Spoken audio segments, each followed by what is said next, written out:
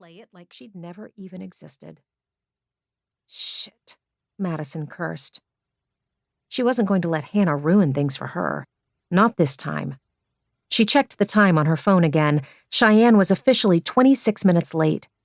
Madison took a deep breath, told herself that 26 minutes was nothing. Once, Cheyenne was an hour late, and a strange car had dropped her off outside Madison's house. Not even a Mustang or a Corvette, but a station wagon with those little cartoon characters on the back for a mom, a dad, 2 kids, and a dog. Hannah hadn't seen the car, but she'd turned all judgmental stepmother over the fresh hickey on Cheyenne's neck, narrowing her eyes like, what a whore. Madison? What? Madison yelped out the word. She started to sweat for real when she realized the woman who'd said her name was Hannah's best friend since forever. That Emmy Clifton Lang, also happened to be a police officer, brought out an extra layer of panic. "You're a little jumpy," Emmy said. "What's up, birthday girl?" "Nothing." Madison caught herself before she clamped her hand over the bag of weed in her pocket. "I'm fine." "You don't look fine. Are you drinking enough water?" Emmy took off her hat. She had naturally curly hair, but she kept it up in a bun like an old lady, even though she and Hannah had both turned 30 years old last month. "It's hotter out here than people think." "I know," Madison said, because did she think Madison was stupid? "That's why I'm standing under a tree, in the shade, alone." Emmy didn't take the hint. She rested her hand on the tree. "You know that saying, don't miss the forest for the trees?" Madison rolled her eyes.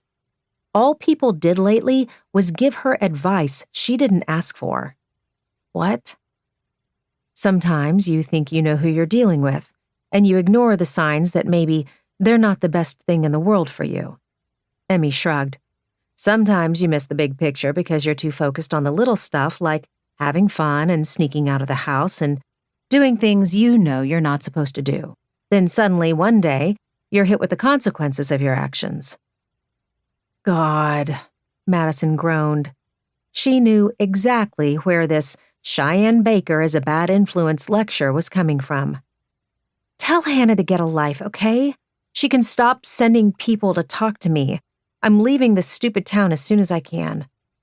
I hear you, Emmy said. College is a long way off, though. A lot can happen in 3 years. Sure. Madison wasn't going to tell her the truth. That if the plan worked, all she and Cheyenne had to do was wait out the next 2 months, then they would move to Atlanta and never have to deal with people telling them what to do ever again. Emmy offered, I could show you around Mercer if you want. The campus is beautiful. I loved it there. Met some really cool people. Madison rolled her eyes again. I don't care about college, okay? Maybe not now, but listen, you're supposed to babysit Cole next weekend. Why don't you come early and we can talk about... I'm late. Madison made her voice dead cold. I told Cheyenne I'd meet her at the snowball stand 10 minutes ago. Okay, but give me just one more second, please. Emmy held onto her hand, which was weird. Then she squeezed Madison's fingers.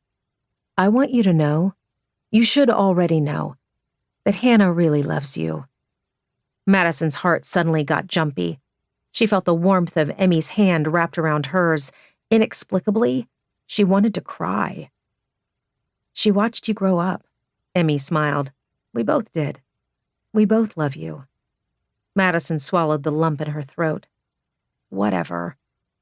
She slipped her hand free, leaving Emmy alone with her old lady bun and her stupid smile and her stupid son, who still watched baby cartoons even though he was 11 years old. Madison waited until she'd reached the bleachers to wipe her nose with the back of her hand. She looked at the time on her phone again. The panic flooded back in. Cheyenne was officially 31 minutes late. Had Madison gotten something wrong?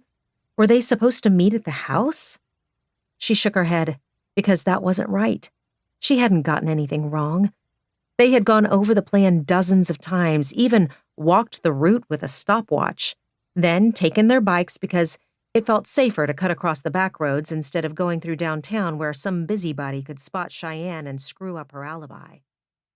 Madison. To keep listening to this audiobook for free, click the link in the description. It will take you to a free Audible trial where you can listen to this and many other books for free for 30 days.